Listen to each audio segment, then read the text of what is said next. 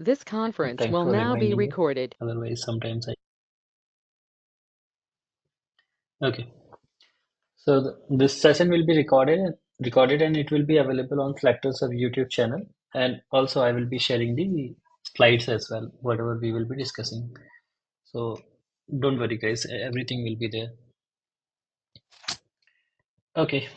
I hope you all are the testers here and do the testing on your day-to-day work, as well as if you are a fresher, manual testing background, automation background, or if you doesn't know anything about like coding or anything technical, then also this session is going to be helpful because most of the things what we will be talking about is it will be mostly related to your day-to-day testing, what you do in your software testing, and how you can improve your productivity. So, and what all are the normal things, like basically what happens when we do the software testing or development or anything, we become like more habitual whatever things we used to do, and sometimes we forget that there can be we can do the same thing with in a better way, so that you can save more time and do things efficiently. So we will discuss all those things one by one.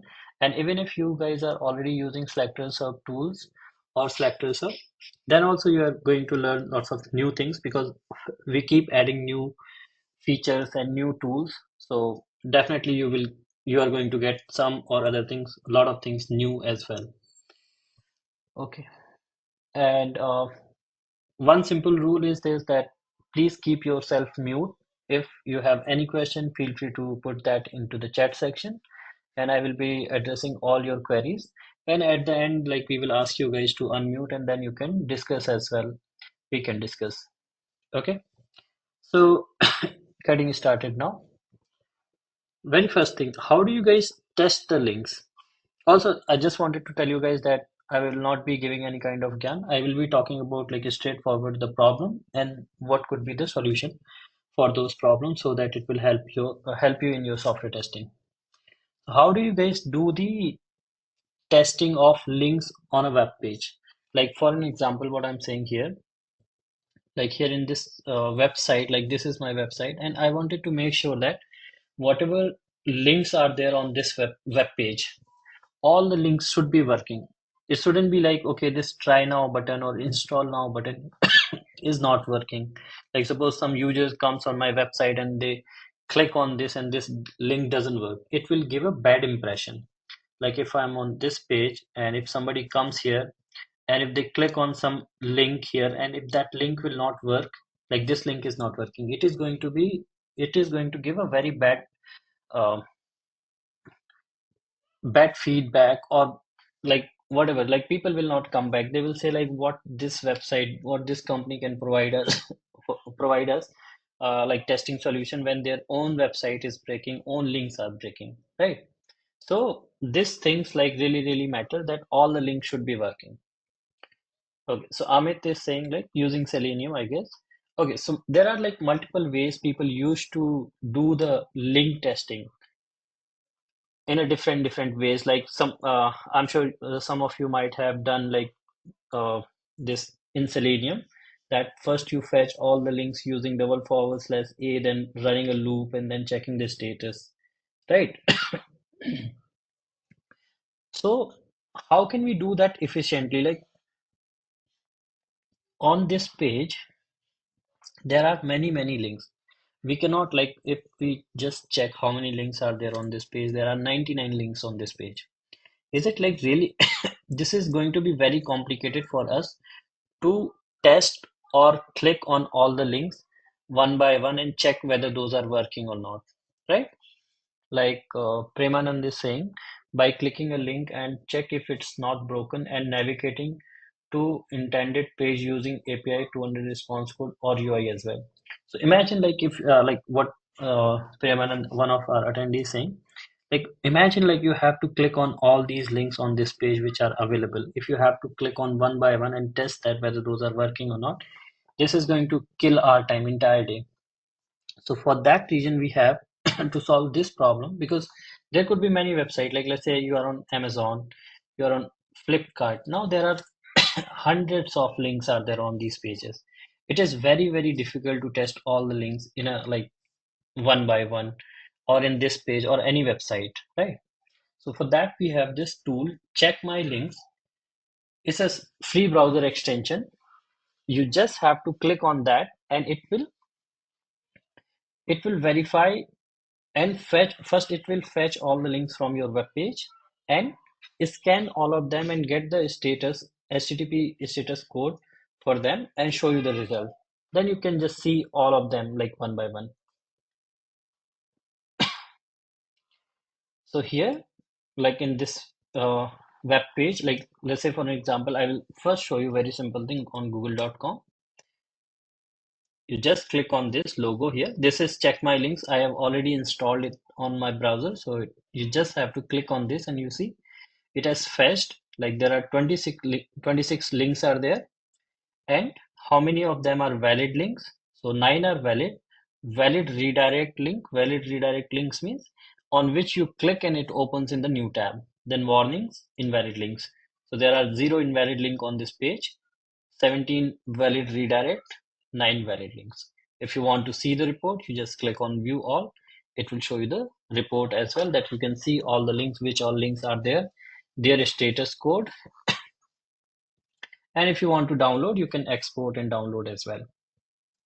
If you just want to see like only valid links, so these features are there, like every row has its own. You just want to download valid links, you can download. If you just want to see only valid link, then you can just click on that and it will show. So this has like really good features. Now suppose right now it is showing invalid link.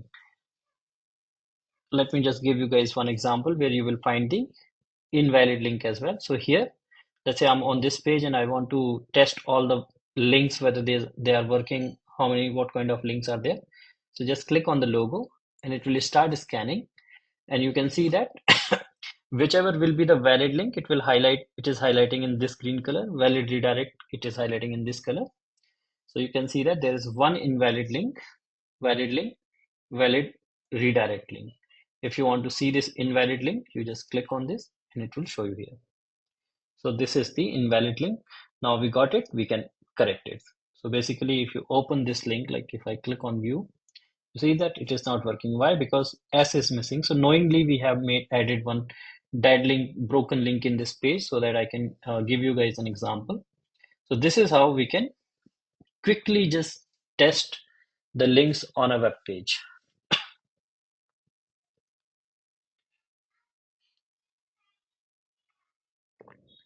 Okay, so this will really help you guys to test this, like scan all the page in just single shots.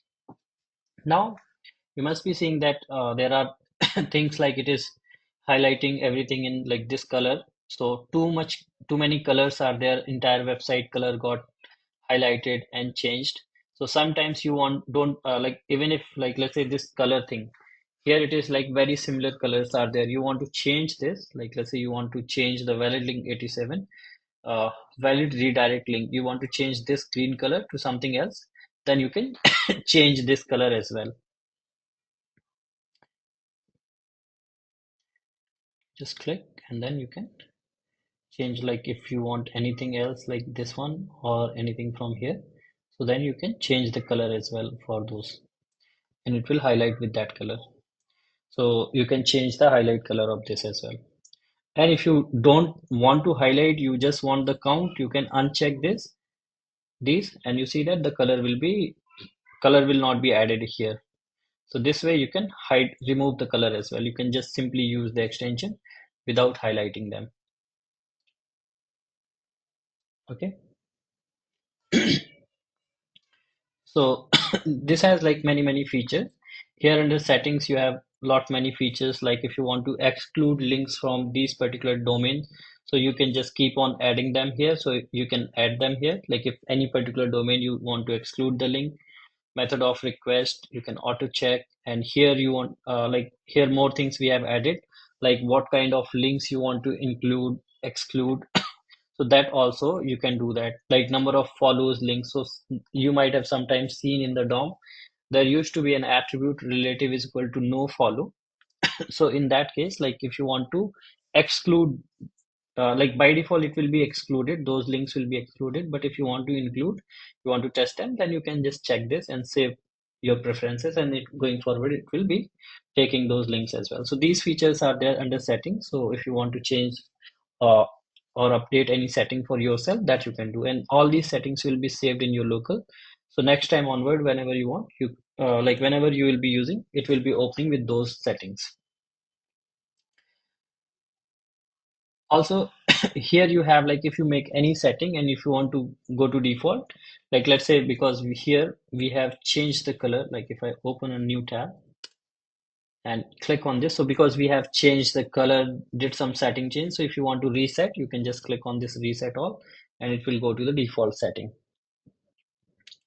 And if you want to, like let's say you want to scan this page again, so you can like without closing this, you can just refresh this and it will again scan the page. And here you can, if you want to close, you can just close this, or you can just simply click on the logo also to close this. This is like, this tool is already being widely used. Like I guess today more than 40,000 users, testers are already using it, and just like 4 or 5 months we have launched this tool. So you guys can just install it and use it. This will really help you guys a lot and saves a lot of time for you people. If you have any question on check my links, then please let me know. Let me just share the link here.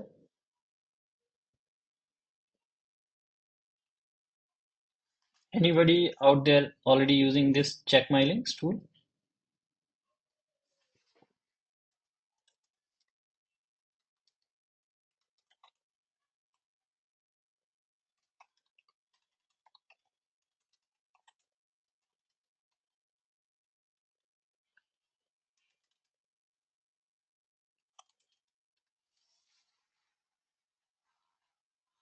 Sir, can we get the link name in Excel file?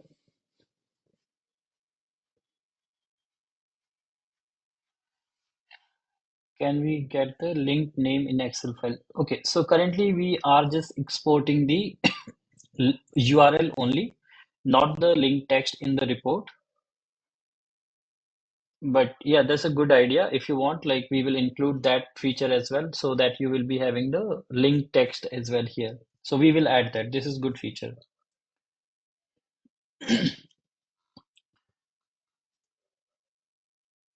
Thanks, Gaurav, for this great suggestion. We'll definitely add this.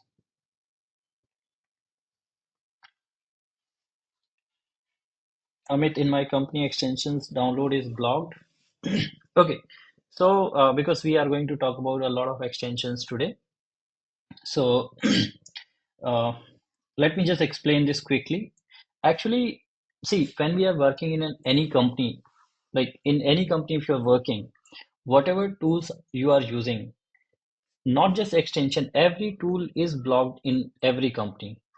Companies just whitelist only those tools or whatever you say which they need. Like admin has already unblocked the tools, whatever tools you are using. Like suppose you are using Selenium in that company, or Playwright, or Eclipse, IntelliJ, uh, Jenkins, AWS, whatever you are using in that company, they have whitelisted those things. And it is just like easy to say that extensions are blocked. Actually, in fact, some extensions might be whitelisted in your company. So you will have to get these, like you will have to just request and prove that you need this particular tool for your productivity. Like if you will use these particular tools, then you can do the same thing like in just 1 minute or 2 minutes. If you are not using this tool, then it will take like 1 hour or 30 minutes, like that. So you just have to give your POC to your company, and then they will whitelist the tool, particular extension. Like many companies has already whitelisted SelectorsHub tool. So let me just show you one. Like I have already written blocks and make the tutorial for this. So you can, how can you like unblock SelectorsHub tool? So you can just follow these particular blocks and tutorial, so that it will help you. to unblock this particular tool and extension in your company.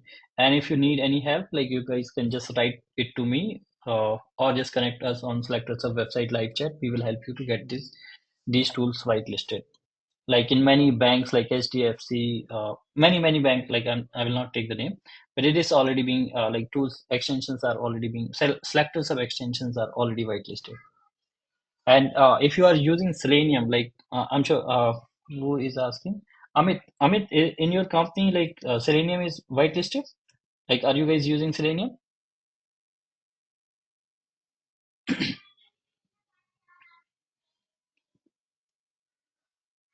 Yes. So you see, like if it is Selenium is being used in your company, then you can just recommend that.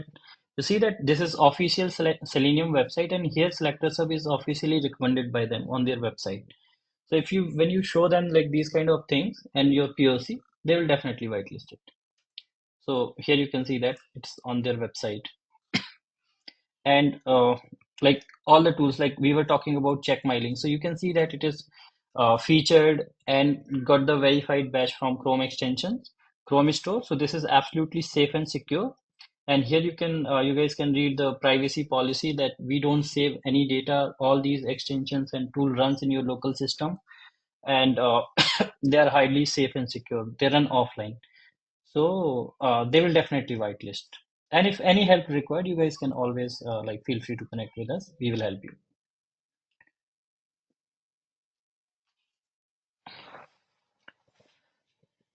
Okay. What all other questions are there? Chetan, no, but I think it's cool. We'll use it. Will it have the ads? No, check my links doesn't have any ads. Can we add settings at the environment level, just like Postman to switch during different environment testing? Can we add setting at environment level, just like Postman to switch during? So it doesn't require like that kind of setting right now. If anything required, you can just connect with us with an example sign up, and we will help you to add that. Because right now it's just you just have to click on the logo and it will like any page, doesn't matter in which environment you are, it will start verifying. But yes, if like in future or anything which you have an example, feel free to connect with us and we will be more than happy to add those features. Actually, like most of the feature in check my links, if you see that, those are the kind of like feedback from the users which we have added, like these colors, these download and view also. Like if you have any suggestion, we are more than happy to accept and add those features here. I mean, if the portal has a different set of login users with different privileges, it can be helpful to have login saved at the tool level. So, yep. Is any data captured by SelectorsHub if using this check my links plugin? If yes, it is mentioned somewhere on website. No, Ankit, we don't save any data. Like, let me again show you it on the Chrome store. So you can see that here in Chrome store, we have already declared in the check my links. This is showing inactive because I have inactive that. If I enable it now, so then it will go. You can see that not being sold to third party, not being used or transferred. So we don't save any data. Like it runs offline in your system.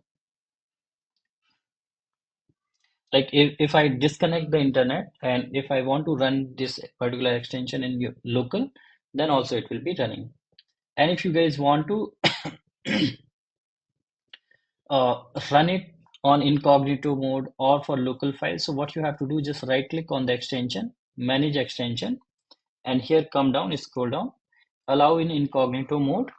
So you just have to allow this in incognito mode if you want to use it in incognito. Now, if you open incognito mode, so there also you will find the check my links. Okay, why it is showing two logos? Because I have installed locally as well as from the Chrome store. So let me just uncheck uh, from Chrome store.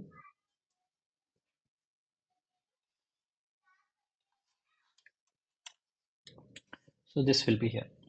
Okay. Okay. Any other questions, guys? Great. Hope you guys like it.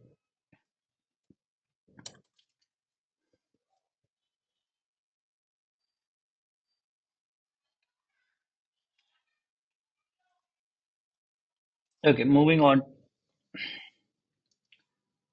Do you guys want to install? I can like just, okay, let me just Hi Sanjay, I'm audible. install it and just give it a try. I will wait for 1 minute. Let me just again share the download link. So it will be quick helpful. You guys can install it and just give it a try. If you have any problem, I will help.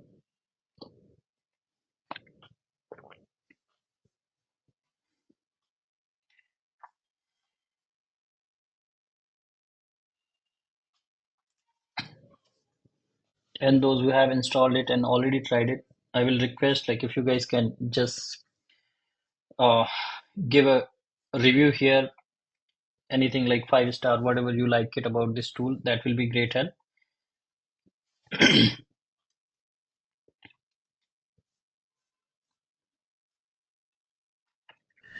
Hi Sanjay, I'm audible. Yes. Yeah, I just got one question. Is there any possibility of having duplicate URLs when we like check for all link checks once we export it? Yes, there could be a possibility. So basically, it will check all the URLs, like even the duplicate, because in this particular web page, like okay, let me just give an example. In this particular page also, they might be having google.com at multiple places.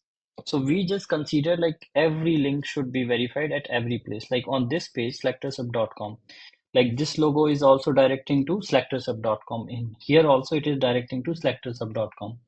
And at multiple places, it might be redirecting to that particular like homepage of the website.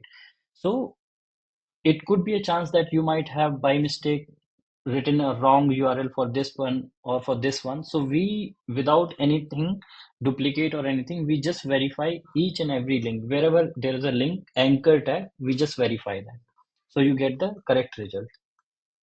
And good thing was like he already suggested that if we start including the text, so that will be like great feature, so that you guys can, even if it is a duplicate URL, so you will be easily able to understand at what point, at which place this selectorsub.com URL is breaking or something. So that will also help. Like texting will really help.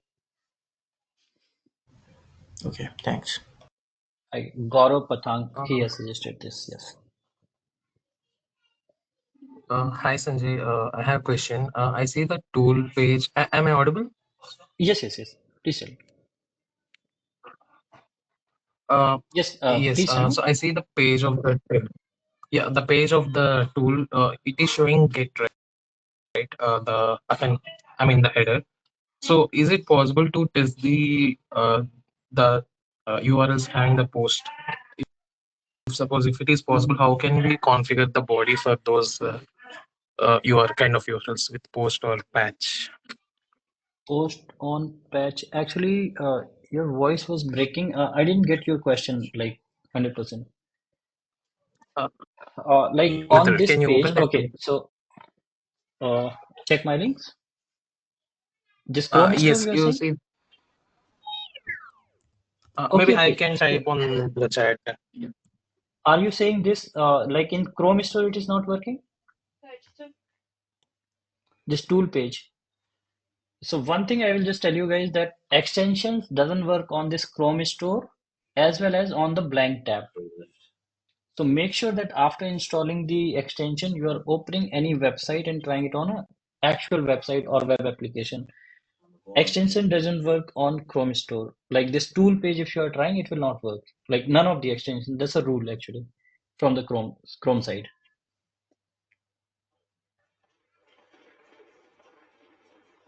I hope like you're asking that only.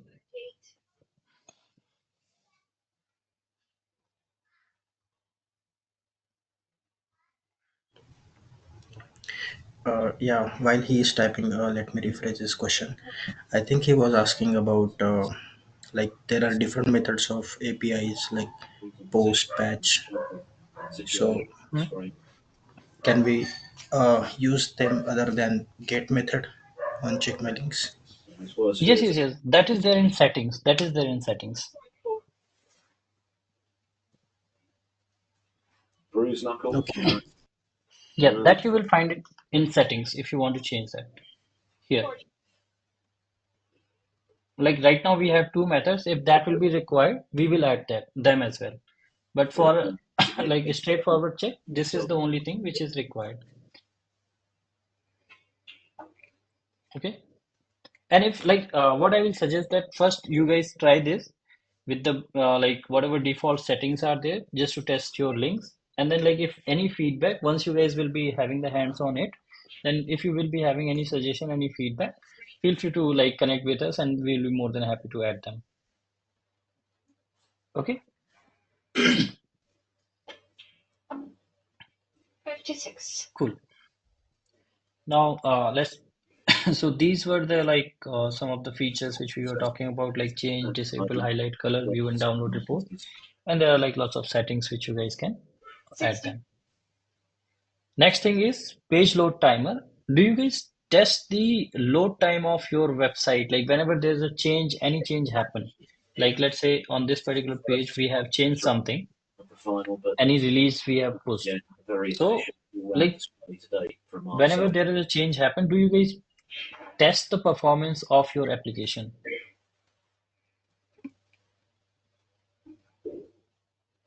71.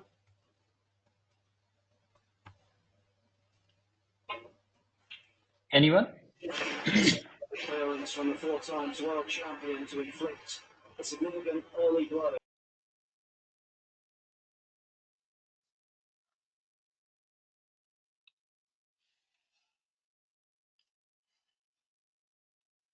So we have this statement in Selenium, which is driver dot manage dot timeout method dot Yes. page load, and we have to mention the duration dot of long seconds. So what will happen is whatever the time we have mentioned, so the page Mhm. has to be loaded in that particular time. So Okay. yes. Okay. So this is a like one kind of way, but again, like for that you have to run the script on every page and all those things you have to do. And Okay. Saminathan is suggesting we use JMeter tools sometimes for performance check. It will throw time out. Correct. Perform. Correct. Most of us like you, we used to do that. Is there anyone who use the page load timer?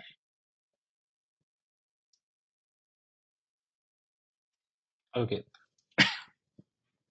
So you see that like I have done some changes. So whatever like because JMeter we don't like frequently do the testing of each and every page. Generally, like if developer has made some change on this particular page, we what we do like we just test that particular feature and we just push it to the production. We don't care about like okay, today this particular page is taking like 1 second or 2 second. Then like if I open this particular page, how much time? Mostly because it's opening very fast, but we don't check that.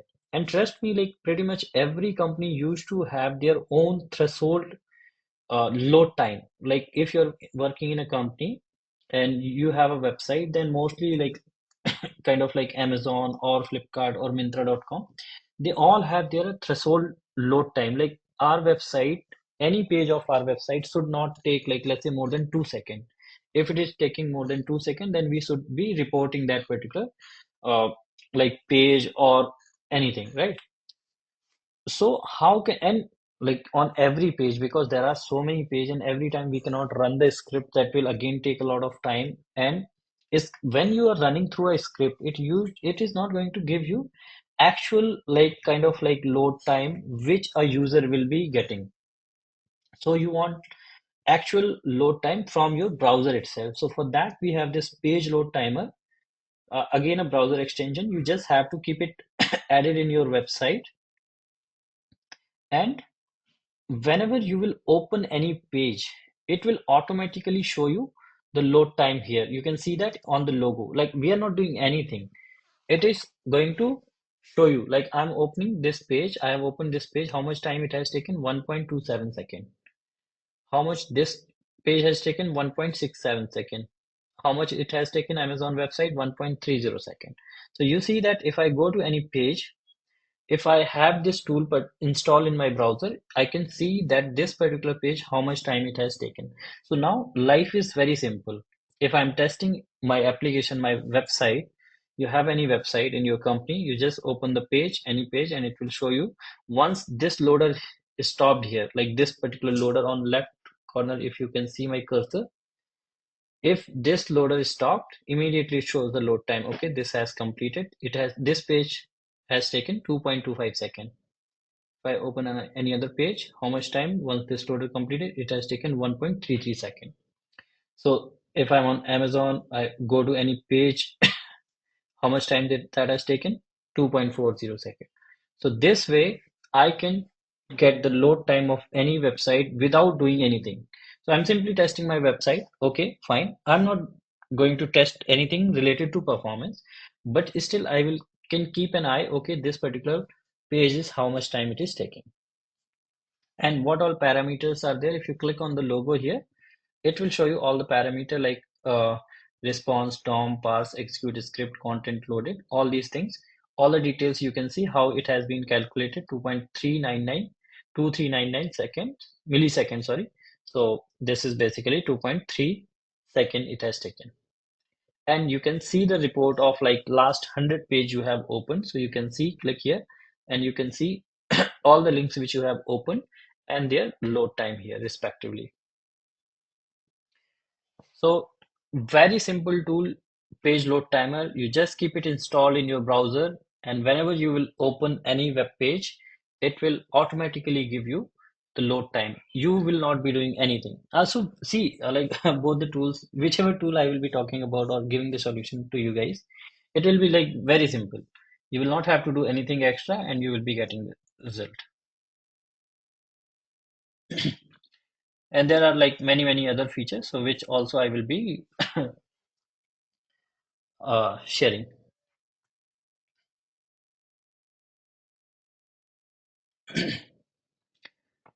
Okay, so now what all other features are there in this page load timer? So here you see that you can see the report of like last open 100 pages. You can see which all links we have open here, so you can see them. Now, one thing is there that you must be thinking this, what is this average load time here? Because suppose we have opened this Amazon.in multiple times. So will it show the average load time or will it show the like the latest load time? So by default, it is showing the latest load time, what it has shown. Like let's say if I have open Amazon.in, it is 1.77. If I check the report, it will be showing Amazon.in 1.77 second.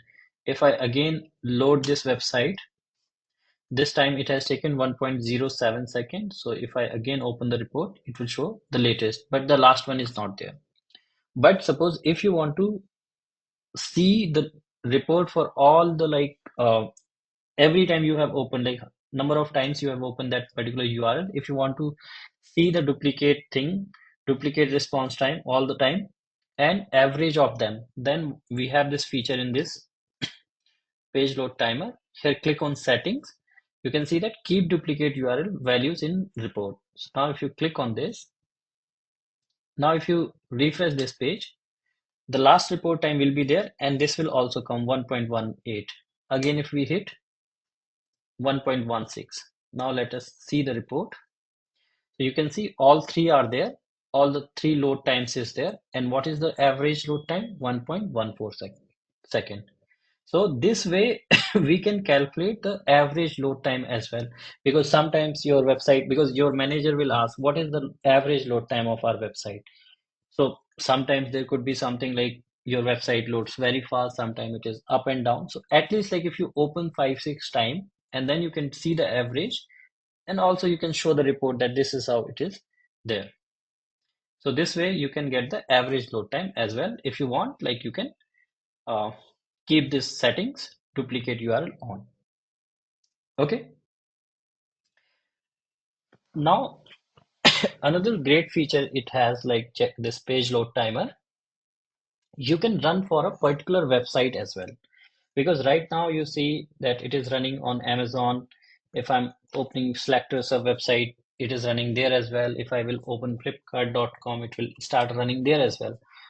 which is actually not required sometimes. Like I don't want to run this for all the website which I'm opening, right? And for sure, like for you guys as well, because every time it is showing something we don't want to see. So we just want like this, enable this just for our web application which we are going to test. So this has that feature that you can whitelist a particular website. You can run on a particular website as well. So here under setting, you can whitelist that website. Like let's say you just want to run on SelectorsHub.com. So here you can copy this, open, click on setting, and you can just mention that particular URL. Close this. It is saved. You just have to. So it will be just running for SelectorsHub.com only now. So it is showing the time. Now if we open Flipkart.com or any other web page, it will not be showing the time here. So this is not working. If you want to make it work for this one, just click on this. It will show you that if you want to run, then you will have to mention the Flipkart.com here as well. So if you want to whitelist like multiple websites, then you just enter here. And now there are two URL. You can click close. So here, if you will open flipkart.com, it will be showing for this. If you open selectorsHub.com or any page of selectorsHub.com, it will show the load time here. Okay. But if you open like any other website, like let's say if I open Myntra.com, it will not work there because we have whitelisted only two websites. If you want to blacklist any particular website, let's say you want to run for all the website, but you don't want to run for a particular website. Like suppose we don't want to run it for selectorshub.com. So in that case, you just blacklist this, save. So it will not work for selectorsHub.com, but it will be working for all other website. It is working for Myntra, it is working for Flipkart. So this way you can whitelist and blacklist as well. You can run for a particular website, just enter the URL in the whitelist field. If you want to whitelist multiple website, you can whitelist multiple. If you want to blacklist any particular website or multiple, you can blacklist. Average load time and duplicate URL also, we have seen this. So this is page load timer. I'm sure like this will help you guys, and it is quite a good, very useful tool. It's been very short time that we have launched it, and it's been already used by more than 4,000 testers. Let me just share the download link for page load timer. If you guys have any question, feel free to ask me.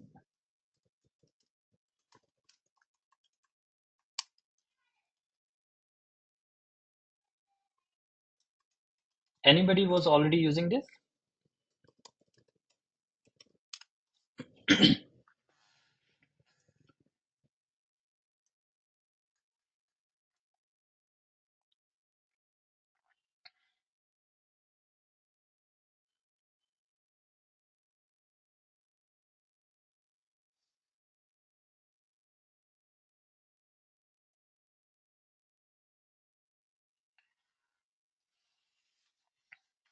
Okay,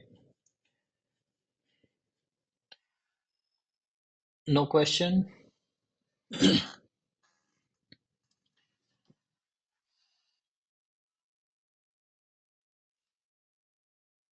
You guys can just quickly install it. I will just hold on for 1 minute. And again, my only request to you guys that please do support these tool. Your 5-star rating at Chrome Store. This will really help a lot, and it means a lot to me. Give a motivation for me to work on these tools. So if you guys like the check my links and page load timer, then please do write a small review. This will really help a lot. And if you have any question, feel free to ask.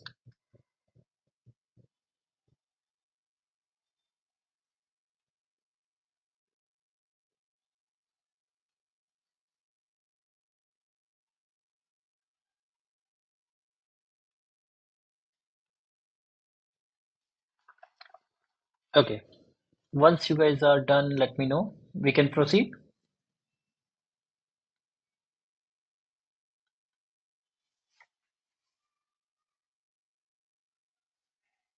Sure, Danny. I'm sure like you will love all these tools. And every page like on the website has all the details for about the tools. And I will highly recommend you all that please do watch the tutorial once before using it. For each tool we have the tutorial. So please keep just watch them before you start using them so that you will get about everything about that particular tool and the features.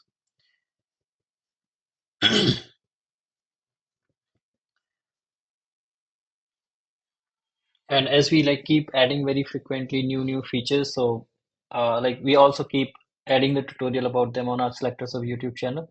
So keep an eye on them as well because they will really help you guys in your day-to-day work and save a good amount of time. Okay, moving on.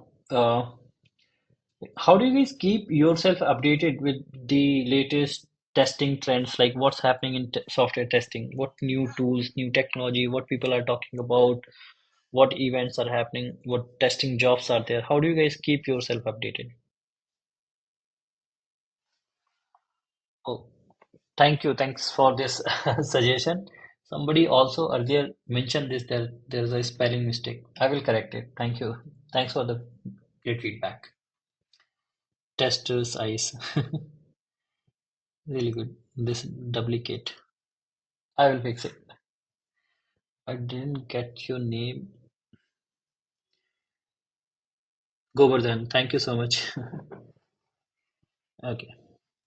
Danny testing daily. Sign up testing daily. Okay. So many people are using this particular app testing daily. So yes, basically like if I talk about like what is this, what question I'm asking you guys that like suppose every day you are every day like there are lots of tutorials, lots of blogs are coming in. So how can we guys keep ourselves updated with the latest testing trends? Because every time you cannot open like Medium, you cannot like open every company website because every day like whether it's Lambda test, Tricentis, Apply Tools, Postman, these testing companies are writing so many blogs and article for you guys like testing related article, but we cannot like you cannot open like Tricentis. I'm not sure how many of you have ever opened like Tricentis or any particular website or like let's say Selenium. I'm sure like you all are using Selenium, but have you guys ever like do you guys read the frequently documentation of Selenium? Like what new version is coming, Selenium, either it is Cypress or Playwright. Because what we do, like we just keep using the particular tool and we don't open that particular website for the documentation or Playwright. Every day there are like hundreds of YouTube videos used to come on YouTube related to software testing, but we cannot like subscribe to each and every YouTube channel. We cannot and in fact like if you go and open YouTube immediately you get a lot of distraction. You just one technical video you might watch for 6 minutes, and after that you will be watching like different stuff like music videos or anything else. So to solve this particular thing, we have this testing daily. It is available as an extension as a mobile app and website as well. So this particular app will help you guys to keep yourself updated without you doing anything. To use this testing daily app, you don't have to do anything. It will automatically keep you guys updated with the latest testing trends. It used to fetch all the testing related latest blog and tutorials and events and jobs as well now, and it will list here and it will automatically show you guys here. So how this feed, let me give an example how this will help you guys to keep yourself updated with the latest testing trends automatically. The point is automatically, you will not have to put any effort. How many of you have used Edge browser? I'm sure like pretty much everybody must have used the Edge browser. So in Edge browser, if you're not, every time you open new tab, oh, just a second, let me just turn off this testing video here. So in Edge browser, every time you open new tab, you must have seen this kind of feed, right? Like to open a website, what we used to do, we open a new tab, right? You must have seen this kind of feed is coming there, which is a kind of like, which is basically a latest news happening around the world. But this feed is not at all helpful for my job, software testing job. As a tester, this feed is not helpful for me. Like what I will do with this? This is not going to help me to increase my salary or income or in the to complete my job. So in place of this, what if like whenever you open a new tab to open a website, if we start showing you the feed related to software testing, that will help you guys a lot, right? So with the same concept, we have this testing daily. If you open a new tab to open a website, we will show you some feed, latest testing feed, which will go in your eyes. Like this particular like blog they have written test scenario. There's a company. What is test scenario and how to create them? Uh, for playwright, this batch Matthew used to write tip playwright test viewer copy as playwright API request. So these kind of blogs, these articles, these YouTube tutorial will help you guys immediately update yourself with the latest feed. Every time you open a new tab for opening a website, you see different feed is coming, which will help you to keep yourself updated. If you want to see like just the videos, you want to see like which all new videos came on 16th Feb in YouTube related to software testing, you can see all the videos from different channels. You don't even have to subscribe, or like even you don't have to open YouTube and see like which all. You get all segregated feeds right here in testing daily. So this really helps a lot. And if you just want to see the blogs, you will see the blogs here, which all testing events are there, upcoming meetups, QA conferences. Under events, you will find all of them here. So what all are upcoming events, you can find date wise here. Any jobs, under jobs, you will find the latest software testing jobs like in Google, Every, IKEA, Infosys, Make My Trip, and like in whichever companies you will see. So you just keep on scrolling whatever jobs. So we used to keep listing them here, and you will find the latest jobs as well here. Uber, like whichever location, you will find a location, company name, whether it's a full-time or how many years of experience, that you will see here, and you can directly click on apply now. It will take you to that particular website from where you can apply. So this is going to be very, very helpful. And we also have a mobile app for this. Testing Daily mobile app is also there. So you guys can install that, and you will also get the mobile notification on your phone. So that also helps a lot. Like sometimes, let's say you forget to open testing daily, or if you are in traffic, or if you are in like, because these days we are very much habitual of using the mobile phone in toilets, in traffic. Like you see, we used to keep scrolling Instagram, Twitter, etc., but we don't get anything useful. But if you will be giving just 1 minute or 2 minute every day to testing daily, that will keep you updated with the latest testing trends. And here there are like lots of other features if you want to see like from which all platform we used to fetch the feed. So you can see that Medium, YouTube, Reddit, Lambda Test, Blogspot, WordPress, Selenium, Cypress, Applitools. So you will get official feed from all these particular website. And then YouTube, if you want to turn off any particular company's feedback or any particular platform, you can just turn off from here. And if you have any post or article which you want to publish, you can also publish that now from here. We have this feature. You can publish an event if you are hosting any QA event or any particular conference or meetup. If you come to know and you don't find it here, then you can also list that here. If your company or you have any opening, that also you can list here. So this is basically a community driven tool which will help like you, as well as you guys can help others. And if you are looking for any talent, that also, then also it is going to help you guys. So this is testing daily, guys. You can install it in your browser. So going forward, whenever you will be opening any new tab, it will show you the feed. This is very, very helpful. It's available in Chrome Store and other browser store. You can just install it and keep an eye on it. It will keep you updated with the latest testing trends. And this is also available as a mobile app. So you guys can just quickly scan this and install it in your phone. It is available in Play Store and App Store both. If you don't have, please install it. I'm sure like many of you already using it. That's great. Sri is already have it. If you guys have any question, any suggestion, feel free to ask. And meanwhile, those who haven't installed it, just scan this and install it.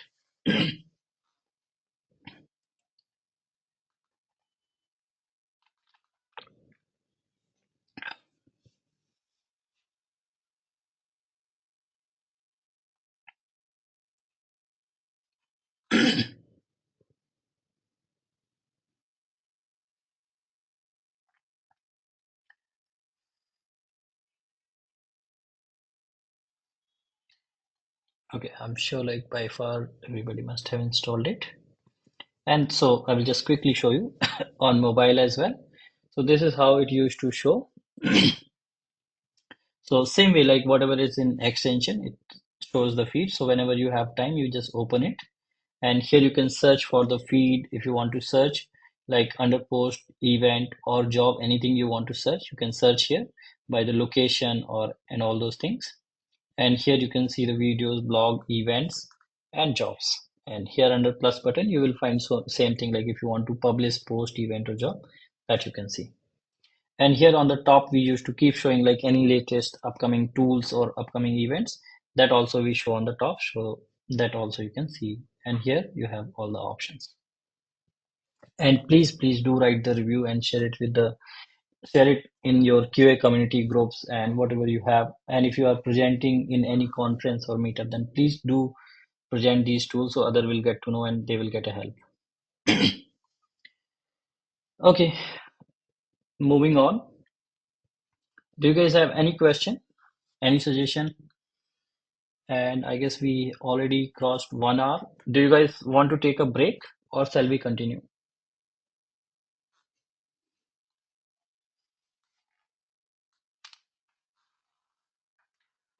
Continue. Which one? Okay.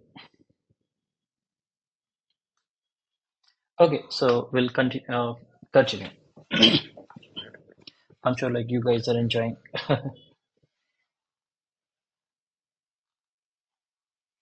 These are some of the like same features which we discussed, like in short, testing daily features. It used to give you the latest blog, YouTube tutorial, upcoming QA events, conference, meetup, and latest job openings. So keeps you updated. Okay. Next thing we'll talk about Selectors Hub. So Selectors Hub basically, how many of you already using Selectors Hub? Anyone out there using Selectors Hub?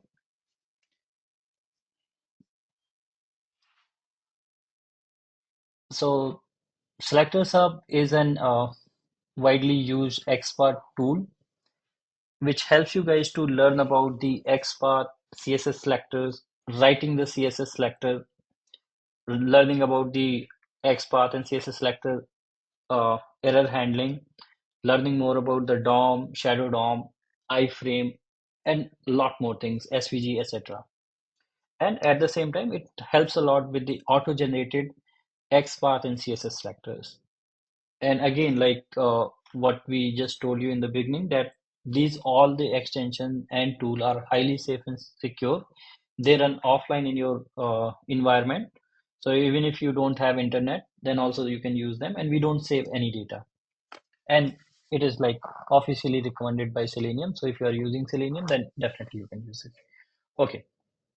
So now I will show you guys that how it can help you in learning XPath and CSS selector.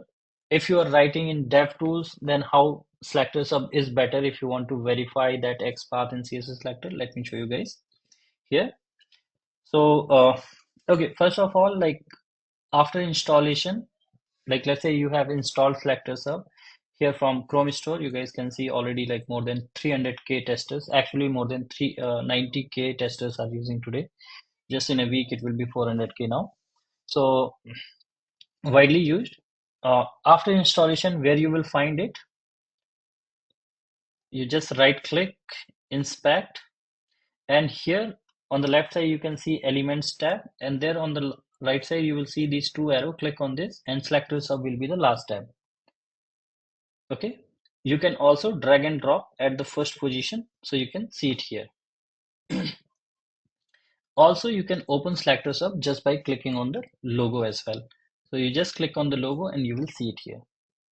One thing remember guys, like after installing the SelectorsHub in your browser, please make sure that you open a website into the new tab or just restart the browser to get it the best use and open a website. Don't try it on blank tab. There should be a URL here.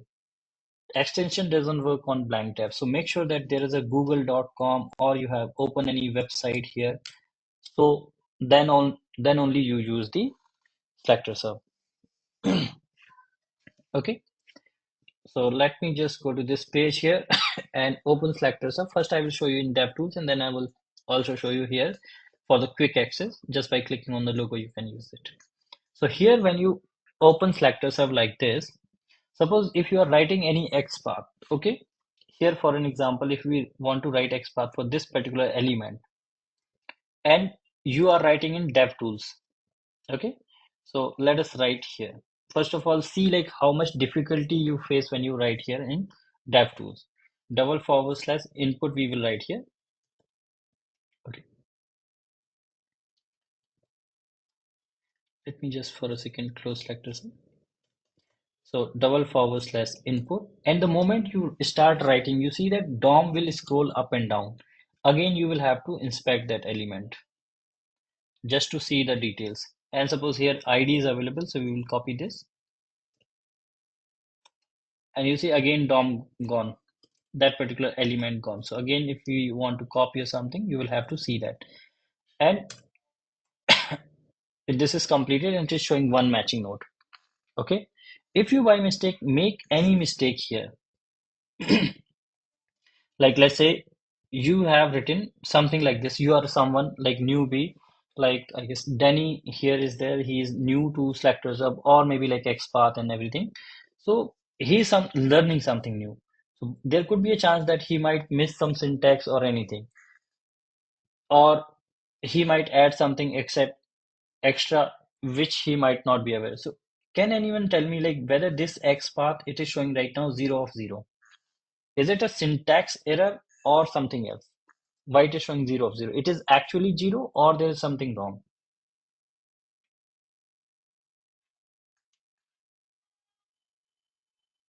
Anyone?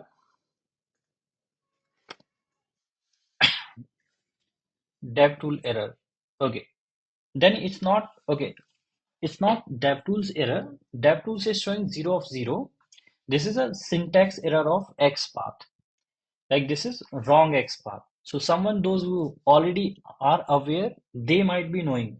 But someone who is new to XPath and CSS Selector, they might not be aware that they have made a syntax error. Okay, but if you write the same XPath here in SelectorsHub, SelectorsHub will help you to learn about this particular concept, that add tag name after forward slash. Okay, so this helps you guys to learn about these kind of concept. Okay, so if you will be making any mistake, it will help you. Like for an example, like let me just copy this XPath here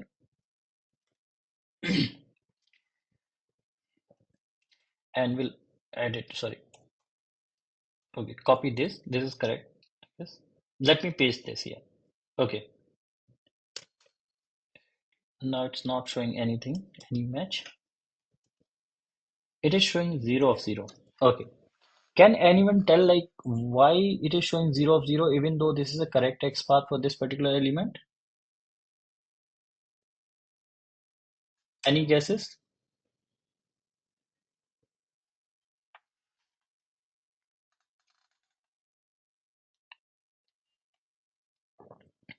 Any guess, guys, like why this is showing 0 of 0? Even though like same XPath is just now it was working. /input @ID is equal to, and we have pasted the ID. Any guess?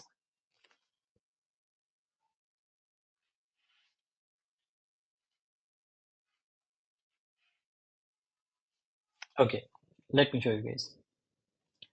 So if we will copy this and paste it into SelectorsHub, and hit enter, it will show you that what's wrong with the XPath. XPath doesn't support tilted quote, use vertical quote. So these kind of minor errors, like you see that how it has happened, even though we have written a correct XPath here. So it is telling you guys that tilted quote doesn't support. Now what is tilted quote and what is normal vertical quote, I will tell you guys. So here you will not learn. Basically, I'm trying to help you guys to understand that if you are trying to write and verify XPath in DevTools, even for writing your own XPath, because there is a concept like we should write our own XPath in cssSelector because we will forget to write if we will use a tool, XPath tool, right? So it is not the things here. This is not the thing. Here we should write. Where should we write the XPath in cssSelector so that we can learn the concept? So if you write in SelectorsHub, it will help you to understand these XPath errors and etc. Now, how this has happened, let me show you. When you, okay, let me just correct this XPath here first. Now you see it is showing 1 of 1, okay? If you copy this XPath and paste it in your editor of Mac, and it could happen in anywhere. So you see that this is tilted and this is vertical. I hope this is visible. How this has happened? If you try to edit anything in this XPath, here in this string, if you try to edit anything, like if you delete this and you try to type this code here in editor, in this note or anything, whatever you call, if you try to type this, you see automatically this note used to change that single vertical quote to tilted one. You see, I'm typing vertical, but it is changing to tilted one automatically. And that's where this mistake happened. And it happens a lot. Trust me, like many times it has happened for many users. And that's where, in fact, like we added this feature in SelectorsHub as well, that many users have asked me like, what is this? What is the error in this XPath? Why it's not working even though everything is correct? Because this is a very simple XPath. People in industry used to write access-based XPath following uh, siblings, etc. So that those XPath become really long because once this XPath will be, when this XPath is going to be very long, it becomes very difficult to identify with the bare eyes that this quote is missing, this thing is missing in the syntax, right? So that's where this concept will help. Like SelectorsHub will help you guys to understand what is wrong, what is not in your XPath. And similarly, like if there is an element inside Shadow DOM or inside iframe, that's where also it helps a lot. Like in case of this particular element, if you try to like this is the XPath, this is the element. If you try to write even correct XPath, then also it will not work. Like this, let's say /input @id is equal to kills. Okay, it is showing 0 of 0.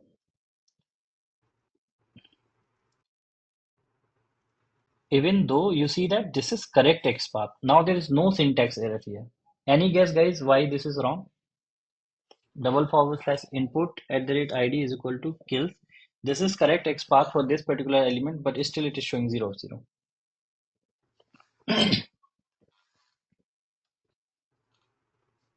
Anyone?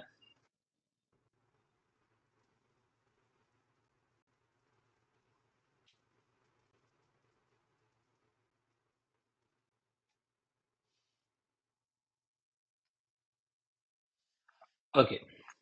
So you see that this, let me just paste the same XPath what we have written here in SelectorsHub, and you will see what it says. XPath doesn't support Shadow DOM, and the moment you open SelectorsHub, it will help you to learn that this element is inside Shadow DOM, which can't be accessed through XPath. Use cssSelector for it. So you learn the concept here now that this element is inside Shadow DOM. And now what is Shadow DOM and all, you can learn more from here. And if you scroll up, you will see this shadow root open. So this particular element is inside Shadow DOM, and that's the reason that it was not working for this XPath here. Even if you will write the correct cssSelector also, like here, if you write this correct cssSelector, then also it doesn't work, like it's showing 0 of 0. But if you verify in SelectorsHub, it will show you the correct matching count. So this gives you the correct matching count, and it helps you to learn about the concept of this like DOM and everything. And here it gives you the script to handle this particular element very quickly. So because like I can show you guys how to automate this particular element, but then it will be like very long session, 3-4 hour session. So for that reason, you guys can watch this particular video, or in like SelectorsHub YouTube channel, you guys can watch. So here you see that all these things, like this gives the complete script about Shadow DOM, how to handle. And just in one click, you will be able to automate this particular element. And trust me, without SelectorsHub, it might take hours of time to figure out Shadow DOM and then automating this particular element. So SelectorsHub will help you to learn about these kind of elements, and if this element is inside multiple Shadow DOM, like this element is inside multiple 2 Shadow DOM, then also it is letting you know. If any element will be inside closed Shadow DOM, then also it will help you that this element is inside closed Shadow DOM, and then which is not accessible, and all those things, it will help you.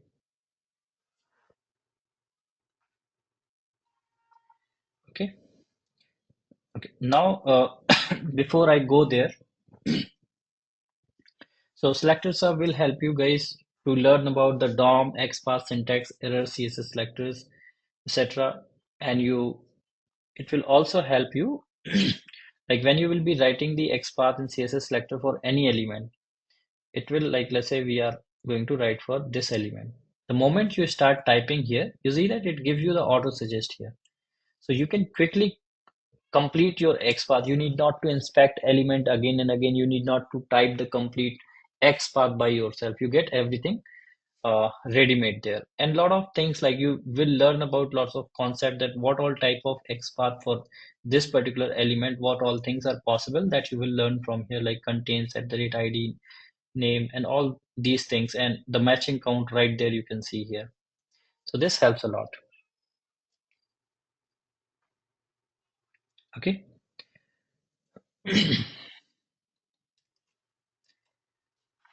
Okay, so now let me show you another great feature of SelectorsHub.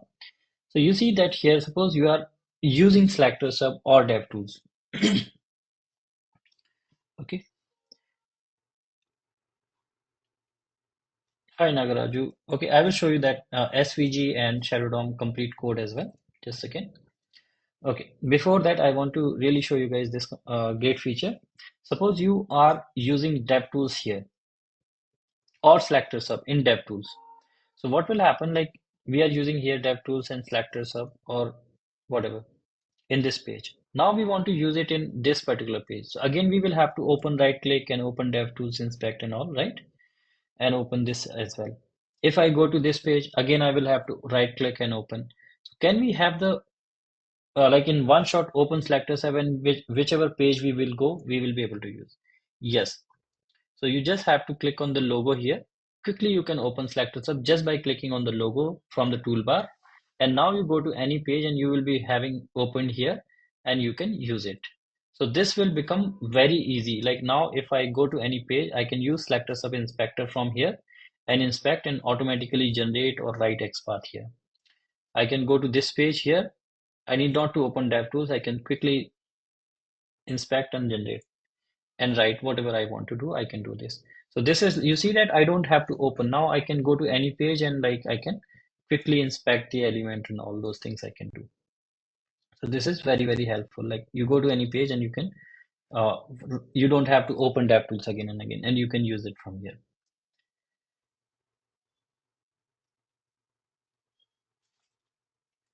And here now there's a question about SVG and Shadow DOM. Let me show you guys.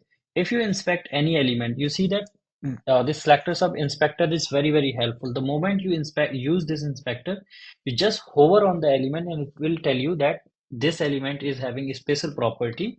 This is SVG element. The moment, even without inspecting. So this will help you guys a lot to learn about the web elements and web as well, and helps a lot in automating. You see that the moment you hover, if anything, it will be having any special property. It is letting you know that this element is inside Shadow DOM. Now, if you inspect this, it will give you the code here. You can simply copy this code and paste it in your script and use it. This is Java Selenium if you are using, so you can directly use it. If you want, yeah, if you are using any other thing, then also you can just edit this any format and it will work for you. Basically, when you are working handling Shadow DOM, you will need the host element selector and the element selector. There's a tutorial like how to handle this Shadow DOM element we have already created. You just watch them and it will help you. I will show you that as well. And for SVG element, you just inspect the SVG element. It will tell you that this is SVG element and it doesn't support standard XPath format. You will get the XPath and everything for that particular element. And if you scroll down, you will see all possible selectors for that particular element here as well. So you don't have to waste any time. Inspect any element, you see all possible selectors like relative CSS selector, XPath, index-based XPath, test trigger path, jQuery, JSPath, ID, name, and their matching count here it shows. You can copy anything. Okay. Now here you see that okay, how much time like here you can see this, like if we inspect any element, like let's say we have inspected this element, it has generated XPath, CSS selector, everything. Now you can copy this XPath and you can use it in your script, right? But when you copy this particular XPath, how do you use this in your script? Most of the time, I'm sure like you guys must be writing. You will write this driver dot or whatever command you are using, driver dot find element, then by dot XPath, right? And then you paste this. Do you guys do this? Yes or no? It could command could be anything, like maybe you are working with a page object model. Then again, like I will copy this XPath, I will go back to my editor and then driver dot find element by dot XPath and paste this and then dot click or whatever I want to do, I can do that. So every time you see this, observe this, I have to type this command. And I'm sure like you guys must be doing. Yes or no? You guys type this kind of command, or it could be like @ find by something that might be there. Do you guys do this? Something like this? You have to type and then you just paste the XPath. Yes or no? Yes. Right? So what if I say that you guys can get this complete command from SelectorsHub? You don't have to type this much. So here in SelectorsHub, you see that there's a code feature. If you turn on this, and now here you will find this command, and you see that you are getting complete command. You copy this, go to your editor, and you can simply paste this. You don't have to type this. Now it becomes very easy for me. I can just simply inspect any element, copy this, go to my editor and paste it. And even don't like if you are using Java Selenium, Java Python, sorry, Python Selenium, or you are working with Playwright, Cypress, with any particular language or whatever your framework design you have, any syntax that you can customize and you can get the command in that format. Only once that setting will be required. After that, you don't have to do that anything. Here you will find lots of commands here. Like suppose you are working with add find by page object model or something else. You just select that and now you see that it is coming with this command. I can simply copy and paste it in my locate page. I can simply inspect any element whichever XPath or required. I can just come here and paste it. You see that it has add find by XPath this, add cache lookup private web element keyword as well. Name is there, practice page. So you see all you can get quickly. Now I don't have to type this command as well. Those who are using SelectorsHub, were you guys aware about this feature?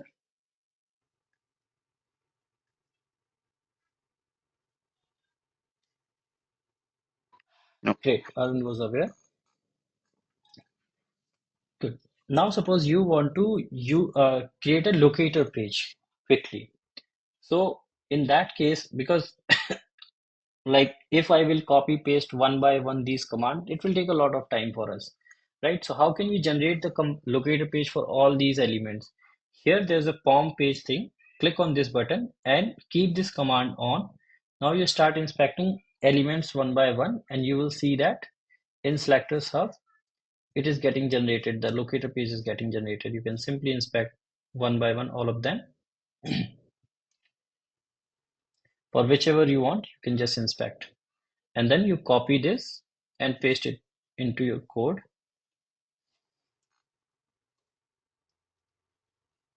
And you see how fast we have generated the locator page. Just in few seconds, you can generate the locator page. Okay. So this way you can very quickly generate the locator page as well. And it will save a good amount of time for you people.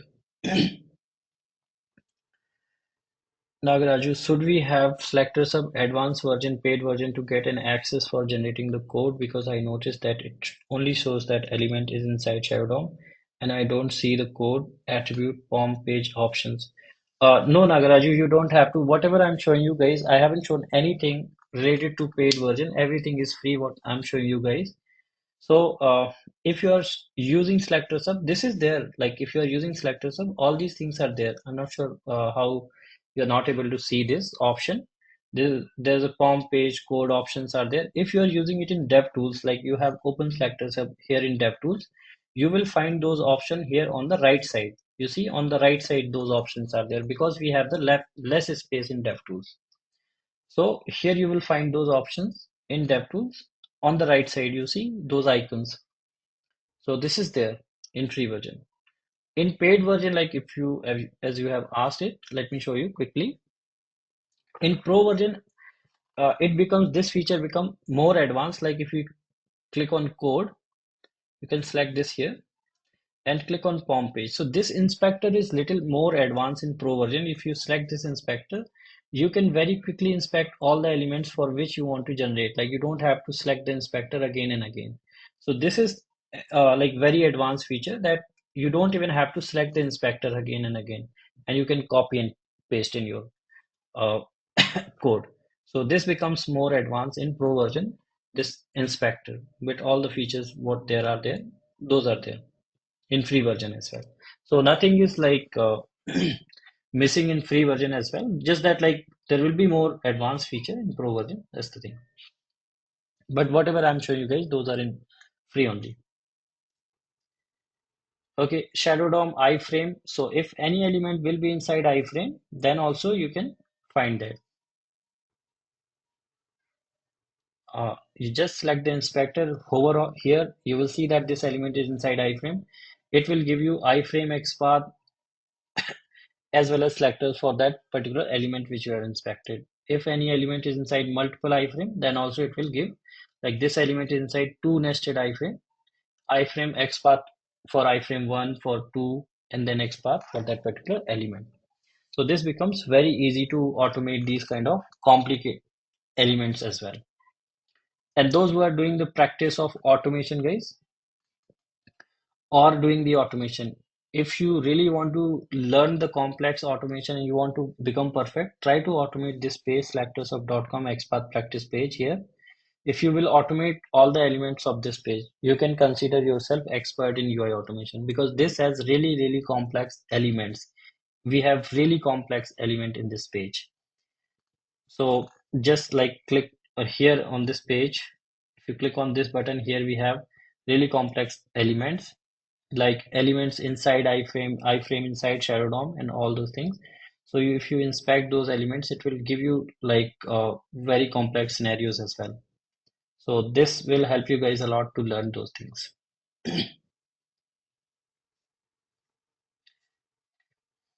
So we have seen Shadow DOM, iframe, SVG. What if like UI change happen? So in that case, like XPath start breaking whenever there's a UI change happen. So how can you handle those kind of scenarios? Okay, before that, there is a question.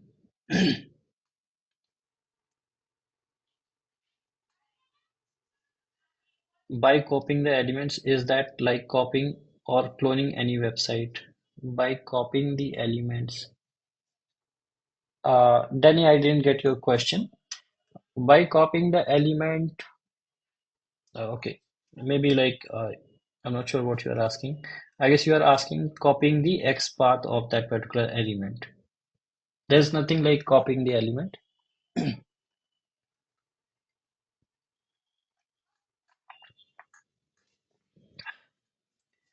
Okay. XPath if UI change. So what happens like whenever there is like we just generated this particular code. What if like UI got changed? So in that scenario, what happens like these XPaths start breaking. And now we have this particular big page and there are hundreds of XPaths are written. In that case, you cannot verify these XPath one by one. Because whenever there's a UI change happen, I'm sure like most of you, how do you guys verify XPath? If I break any XPath knowingly here, 1 to XPath, I will just change something. Okay. So how do you guys verify the XPath whenever there's a UI change happen? We used to copy this, go to SelectorsHub or DevTools, whatever you prefer earlier. So okay, this XPath is working fine. Now I will copy this. I will paste this. This XPath is not working. It is showing 0 element matching. So this XPath has got changed. Now, if I will verify this one by one, running this script again and again, it will take a lot of time. Can we verify all the XPath there in my script in one shot? So yes, you can verify using the XPath healing feature of SelectorsHub. So copy this and go to SelectorsHub. Open that page on for which those those XPaths are, and here you have this XPath healing feature. Click on this button. Here we have an edit button. Click on this and paste your code here. And in your code, you just have to here you have to pass the command. Instructions are there in SelectorsHub, very easy, just one time only. So if you will do this, replace XPath with XPath value keyword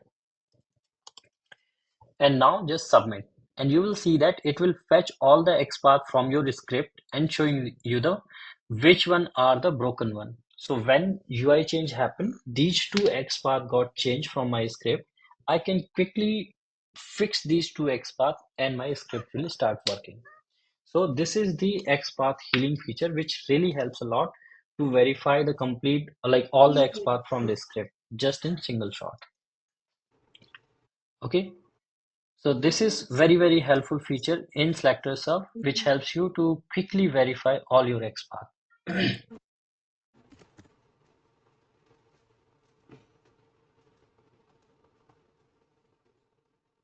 Okay. Again, there is a question. Akash, hi Sanjay, could you please show how you are getting such options like POM page generation, codes, XPath healing, etc. options? Are those in? Akash, yes, these are in the free version only. Like if you click on the SelectorsHub logo here, you will see all these options right there. If you open SelectorsHub in DevTools, then those options are here on the right corner. These icons are those features only. So please do not get confused. All these features which I'm showing you, those are there in free version only. I'm not showing you guys the paid version. So those features are there in DevTools. There are, if you open SelectorsHub in DevTools, those icons are on right side. Because there is a less space, we cannot write the text here. If you open by clicking on the logo, you will see what I'm showing you guys here. Okay, I hope like now this is clear. Okay, then Mel is saying copy XPath use as locator locates the element when the automation code runs. Okay, is XPath healing in free version? Yes, XPath healing is available in free version. Nagaraju, sometimes we need to generalize the XPath, something like passing the text during runtime. That time we can't use the hard-coded text inside XPath expression. Is there any way to get generic XPath that can modify during runtime? Nagaraju, no, that is not there. Like if you are writing something in which you are passing the value at runtime, so there you will have to write your own things. But yeah, you can use the selectors up to write XPath. Ankit, is any documentation available for those features? Yes, tutorials are available on SelectorsHub YouTube channel for each and every feature. And in fact, like when you are opening SelectorsHub, so let's say you have open POM page. So you see that right there tutorial is there for each and every page. Each and every feature, there is a tutorial right there. If you click on code, you see the tutorial here. If you click on this, it will open YouTube channel. Video is there. So for every feature, even if you like, when I'm showing you guys, if you miss anything, don't worry. Every feature has like this attribute feature. So this attribute feature is like, if you want to generate XPath for something, it is generating with ID, but you don't want with ID, you can uncheck this. So you see that now it is generating without ID. So if you don't know what is this attribute feature, there's a tutorial here. If you click on this, it will open the video. So you don't even have to open any website to learn about any feature or any documentation. You right there from this, you will learn. So whether it is a POM page, whether it's a XPath healing, there's a tutorial icon. So you will understand that. Okay. Is it clear, guys?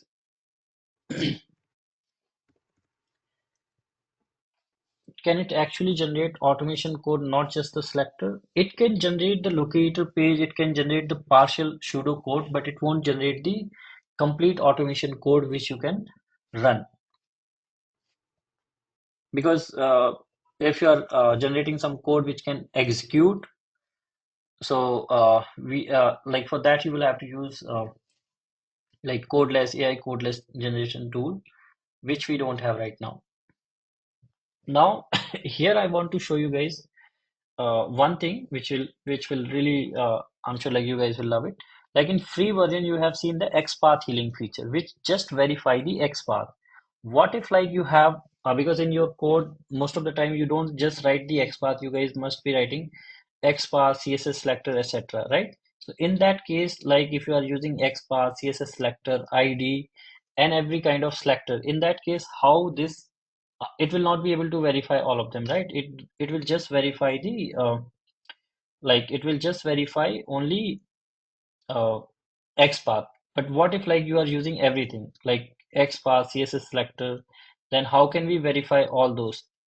So here in Pro version, we have that feature where it will verify all kinds of selectors.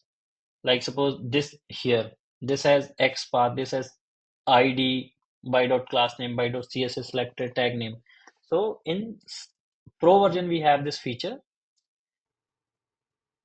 selectors healing, where you just paste your code and here you select the command and it will verify all kinds of XPath and ID and all kinds of selectors. So if that will be matching, it will show you the count here.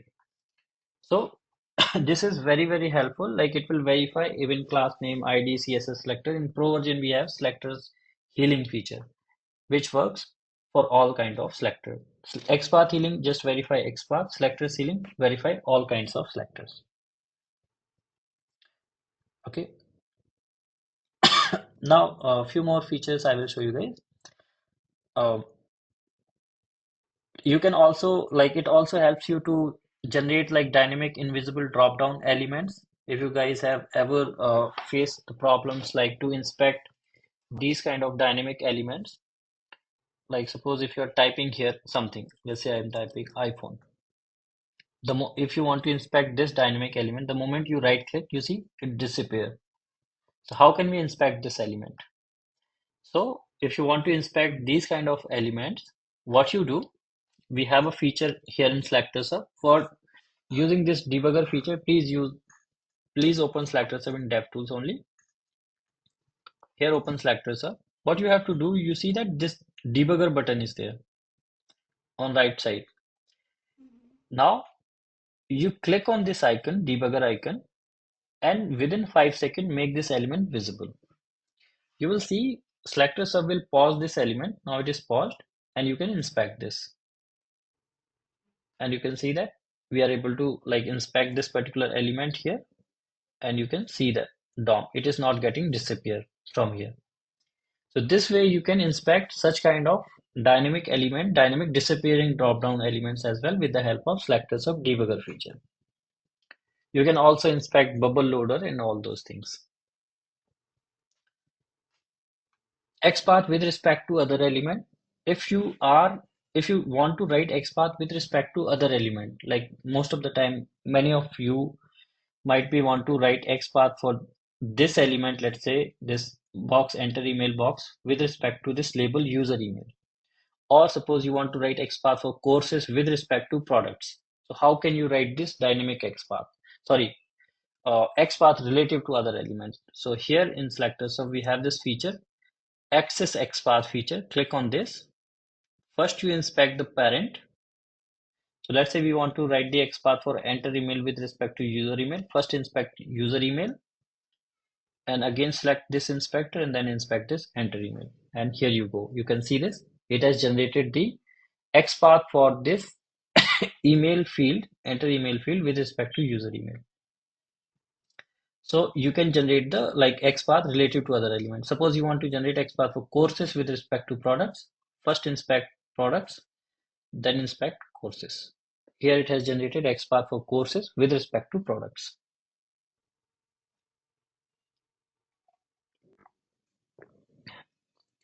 Akash is saying, I used SelectorsHub most of the time for this feature. Really helpful. Thank you. Great, Danny. Wow, I know this is so awesome. Okay, thank you. Thanks for your feedback. Okay, so you guys can generate the access-based XPath as well with the help of SelectorsHub. Also, there's another great feature, like if you guys don't want to sometimes open SelectorsHub, then you can directly just right click and copy the XPath value or any selector value right from the context menu as well. Just that in Pro version, it is little advanced. If you hover here and you see, you can also see the value right there in context menu, and you can just simply copy this. But in free version, you don't see the value. So that's another great thing. But yes, you can copy the XPath right there from the context menu as well. Okay, so that's the SelectorsHub. I will again request you guys that please watch the tutorial about it for all the features, and it will really help you. It will really help you guys a lot. Gaurav, yes, SelectorsHub is very helpful to automate Shadow DOM element. SelectorsHub Pro is a paid version. Yes, SelectorsHub Pro is a paid version because again, like we are running a community of now millions of users. So for that reason, we really need the funding as well, and we are not the any investor uh, backed up company. We are 100% community based and like running these tools out of like our interest and bootstrap. So running and providing all these free tools, we need little funds as well. So we have introduced some of these tools where we have this pro version, but very like minimal pricing. So it really helped a lot. You guys can compare like free and pro version. You can see that here under pro plans. You can see if you guys want, and from there you will see that. And if any individual is like looking for this very cheap, just $99 for lifetime, or you guys can just take it for $5 per month. So it's up to you guys. Okay, any questions guys on SelectorsHub? Okay, before we move on to the next thing, we have two more tools, but quickly we can finish them. But I will just request you guys, if you guys like SelectorsHub and all these tools, can you guys please leave a small review for SelectorsHub here. Meanwhile, I will get my water. So just my humble request, if you guys like these tools and these sessions, then can you please give a 5-star and a small review for SelectorsHub? I will be really thankful to you guys. Yes, definitely. Like you guys can, anytime you guys can reach out on SelectorsHub website, you see that need help. You guys can directly connect us on the live chat. We have a Slack channel as well. We have Telegram group as as well. So definitely you guys can anytime reach out to us. And let me just share the link here for the Telegram group link. You can anytime ask the question, and anytime on SelectorsHub live chat, contact us options is there, email options, everything is there. So do not worry about that.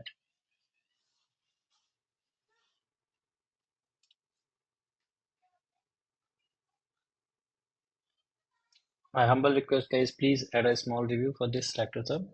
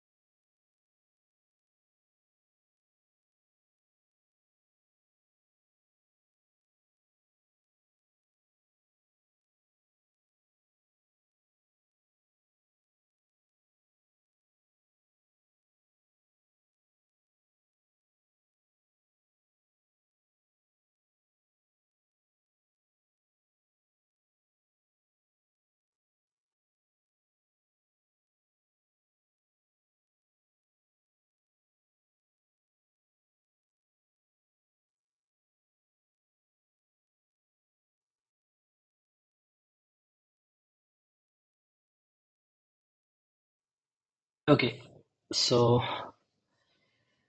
shall we continue? Okay, what is that first thing a tester does when there's a bug in production? Any guesses, guys? We always try to save ourselves that this is your fault, right? So, anyways, these are some of our testers' daily problem that we all faces. Like whenever there's a bug, we have challenge to find the steps, to recall all the steps to reproduce the bug, then a screenshot. And so most of the time we don't have a proof of testing. Like if there is a bug in production, then most of the time we don't have a proof that yes, we have done this testing until unless we haven't documented everything. So how can we solve these problems? Like if we go here and suppose I'm here on this website. So on this website, let's say I do sanity testing, like search for iPhone. I want to buy this particular product. I just right click on this, then buy with exchange, close this, yes, cancel. And then we scroll down, then we selected this. Okay, coming soon. And now there is nothing like add to this or something like that. There's nothing, no alert button. So maybe like we just wanted to raise a bug here at this point that there's no button or something is there. So how can we like, can anyone tell that what are the steps to reproduce this bug? And it can be reproduced only if we will follow all the steps we just perform. Like we click here, we right click somewhere, we did something here and we close this pop-up and that pop-up. And it can be reproduced, this issue can be reproduced only by performing the similar steps. So as we all are like being a human being, it's really difficult or quite impossible for anyone to recall all the same steps what we just performed. Sometimes like if there are like 2 3 steps, 4 5 steps, we can recall. But if there are like more steps, 10 20 steps, it becomes really challenging to recall all these steps to reproduce the bug. So in this kind of situation, it becomes really difficult. And so this is one problem, that how can we get the steps? And if we recall the steps, how do we file the bug? We start writing the steps like this, that open this website. Suppose we are filing a bug now. Open this website, click here, right click here. That element link, you will of course write the name of that particular link. Then type here something like that, etc. Do you guys do this kind of thing to file a bug? Like you write steps manually to your developer or in like Jira or test management, any test management tool, and then take the screenshot like this and highlight that particular area that there's a bug. Do you guys agree with me? This that yes, you people do this way, then highlight that okay, here's a bug or something like that. Save it. I mean, like AI and all is there, but still we all have to suffer with these kind of things. So to solve this problem and help you guys with these things, like steps to reproduce the bug is screenshot. And suppose even if this is not a bug, then also like it will be a proof of testing how we can get the automated documentation. So we have this test case studio. So you just have to open this, keep it open, and then you start your testing and it will automatically capture everything. So you see that before I started the testing, I have knowingly turned on this, and you see that it has captured all the steps, like open website, then we entered iPhone into this particular field, then we press enter, then we click on that Apple iPhone 13, then I click on this, right click on this particular pricing and everything, then we click on cross button. So you see that each and every steps has been recorded into plain English sentence. I can simply copy and paste it to my developer that these are the steps, follow them to reproduce the bug, and here are the screenshot, and you will see that every screenshot has, in every screenshot, the particular area is highlighted where we have performed the click. So if I have to share this image, I can simply save image and share it with my developer, or I can take this screenshot, or whatever I want, and I can simply download this test case. It will download the screenshot, all the screenshot and these steps. So this is very, very helpful for me to get these steps and screenshot. And if I want to automate the test case, I also get the XPath and cssSelector and the data, like whatever, and we have performed in enter. So this is very, very helpful to get all these details for filing the bug. And also, like if you are, suppose this was not a bug, we want to document our testing, whatever we have done the testing, then you can just simply, what you have to do before you start your testing, just click on the logo and then you perform. Once you are done with the testing, you can simply keep it download, and your test case will be downloaded with you. You have a proof of testing that yes, you have done this testing. Another great thing, whenever you will file a bug, your developer will always ask you whether you were doing the testing in Mac or Windows, what was the OS version, just to make that bug invalid. They will also ask you whether you were doing in Chrome or Firefox, what was the Chrome version, what was the resolution, what was the time when you find this bug. So that also you get automated from here. Like in Test Case Studio, you see that that information is also available here. So these are basically like not a rocket science, but minor things which will save your time and energy, and like anything which can create a conflict between developer and testers, and it can really help a lot to save a tester's image and like life and like day-to-day work. It really helps. You can also record screen, like if you want to record video, because video and screen recording is one of the best proof of like to prove anything. So you can just record entire screen or any particular Chrome tab or Windows based application, also you can record the screen for them. So if you want to record a screen, that also you can do. There are like lots of customization also available. Like suppose you don't want to see all these columns, you want to hide any column, like let's say you don't want to see cssSelector or XPath or XFactorial column, that you can hide from your screen here. So you see now it's optimized. If you want to like optimize or change these statement, like let's say it used to record click on, right? You see that it is recording click on, open website. You want to change the default wording of the sentence. So that also you can change. Like let's say you want to say click at, you want to say open website, open URL. So now if you will record the sentences, it will record with these. You can also change them to any particular local language as well. You can record sentences into local language. Like suppose you are doing testing in French, German, or like Kannada, Hindi, any particular language. Then also you can just change these sentences in your local language and it will work with that way as well. We have a tutorial for that, so you guys can find that. You can, if you miss any step here, you can add a step. If you want to delete any particular step which you feel that by mistake it got recorded, you can delete that step. Okay, so this is Test Case Studio, guys. Once again, I will quickly show you how I did this.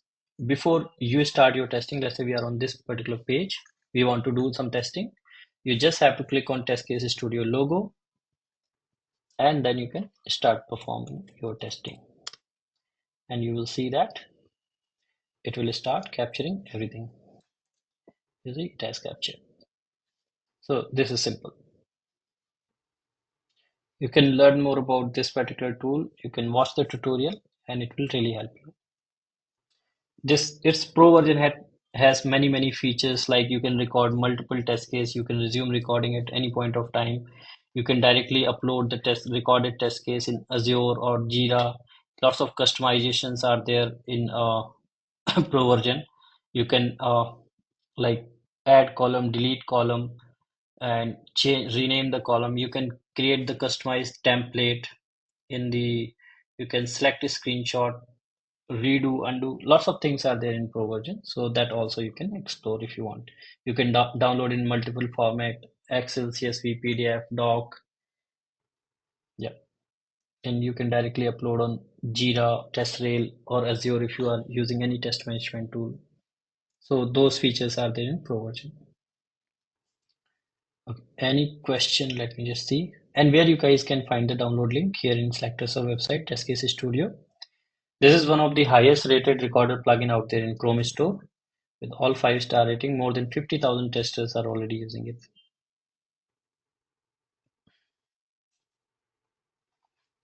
How long we can record the video for? Yes, you can record like 10, 15 minutes, 20 minutes video. I mean, like depends on like, let's say you don't have a very high memory size of your system. So do not record for like very hours of like long video, but you can record like good amount of video because it will totally depend on like how much memory your browser can allocate.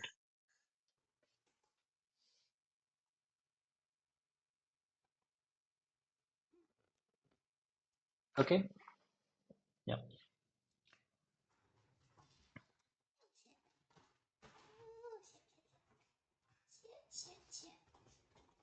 So this was the test case studio. You guys can record in any language. You get the recorded steps, a screenshot for bug filing, documentation, screen recording, and yeah.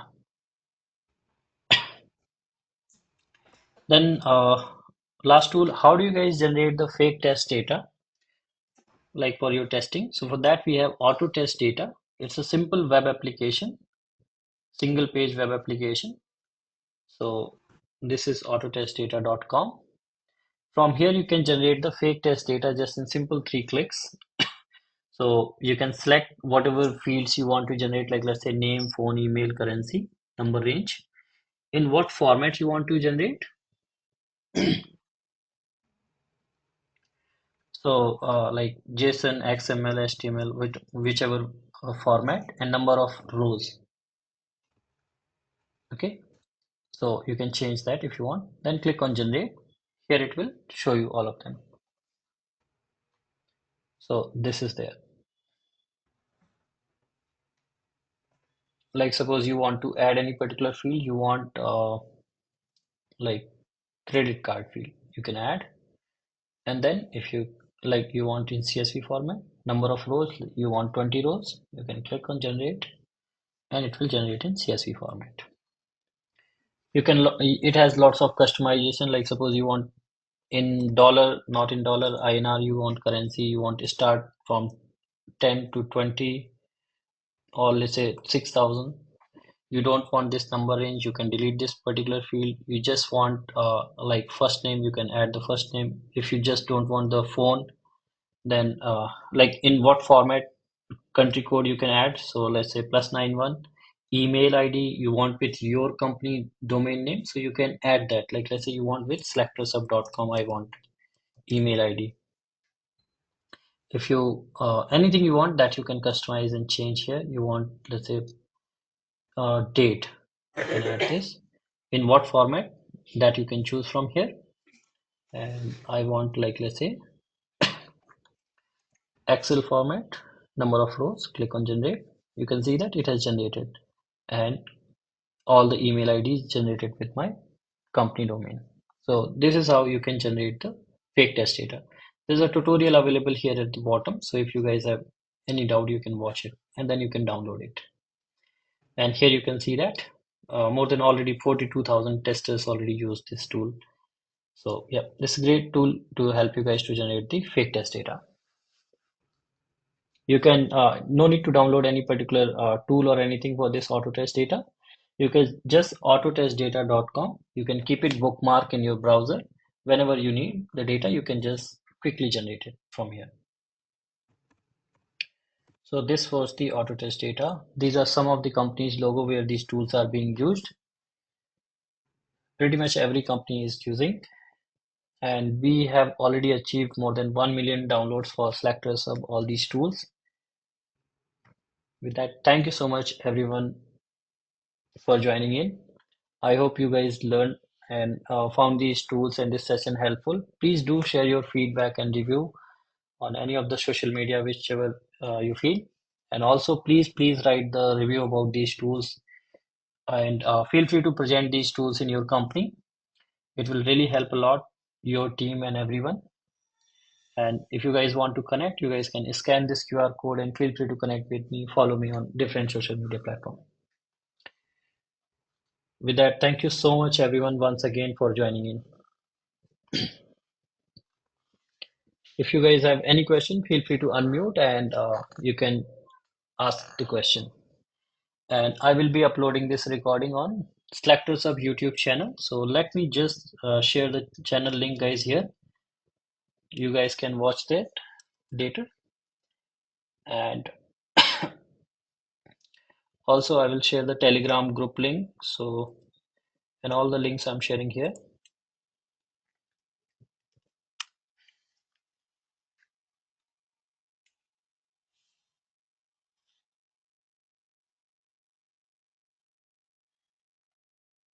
Okay.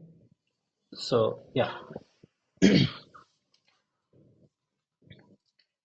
can subscribe to the SelectorsHub YouTube channel, so you will get the notification when you when this recording will be available. Maybe like tomorrow it will be available. I will also be sharing this PPT link as well. Okay, I'm stopping the recording now. If you guys want to unmute, you guys can.